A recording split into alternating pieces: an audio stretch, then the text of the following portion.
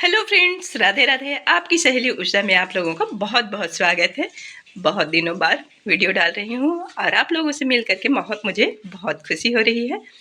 तो चलिए आज बनाते हैं ये लड्डू और स्पेशल मुर्रा के भी लड्डू। तो पहले सभी को भून लेते हैं बारी बारी करके। तो पहले मैं ये मूंगफली को भून ली और उसको ठंडा होने के लिए रख दी सुपा में फैला करके।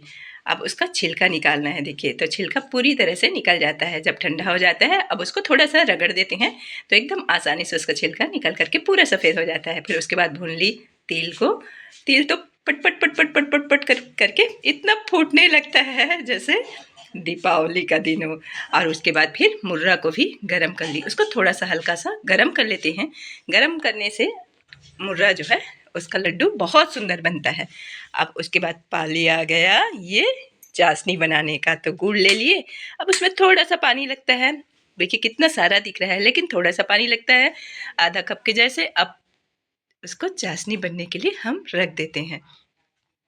अब एक राज की बात आप लोगों को बता रही हूँ। राज की बात ये है, इसी में आप डाल दीजिए 1 चम्मच तेल। इतना सुंदर चमकीला बनता है जो चीज़ भी आप बनाएं, चाहे चीकी हो, लड्डू हो, जो भी हो। चमक जो रहती है ना, खरीदते हैं हम लोग उसमें, तो ये राज यही है। अब देखिए, इसको बनाने का फार्मूला यही है।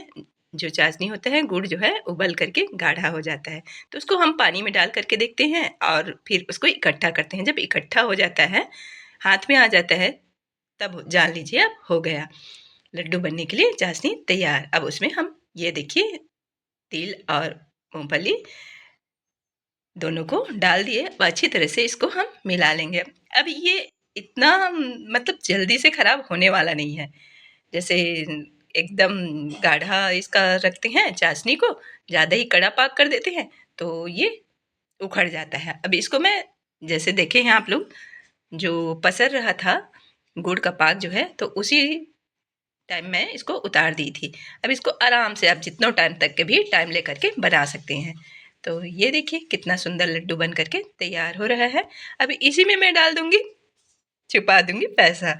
बच्चे लोगों को अगर पैसा वाला लड्डू मिल जाता है तो बहुत अच्छा लगता है। तो अच्छे तरह से उसको साबुन से मैं धो ली हूँ।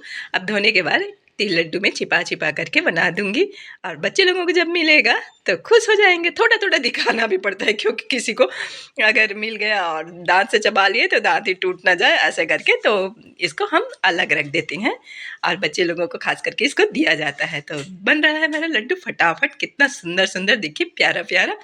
थोड़ा हाथ में अगर चिपक रहा है तो थोड़ा तेल हाथ में लगा लीजिए। लड्डू बन करके मेरा तैयार हो गया। स्पेशल एकदम पैसे वाले अलग और हमारे भगवान के लिए और हमारे लिए, सबके लिए। अब बनाएंगे मुर्रा की लड्डू। तो चलिए फिर मुर्रा के लड्डू बनाते हैं। मुर्रा को पहले भून करके जैसे गरम करके पहले से ही रख ली हूँ। अब उसके लिए चाशनी तैयार करती हैं। तो देखिए वैसे ही चाशनी बना ली, हाथ में पकड़ में आ जाए गुड़ वैसी। अब उसमें फिर मुर्रा को डाल करके उसको भी अच्छी तरह से मिला लेते हैं। अब इसमें फिर बनाएंगे हम लड्डू। तेल थोड़ा हाथ में लगाएंगे और लड्डू बड़ा बड़ा सा बनाएंगे।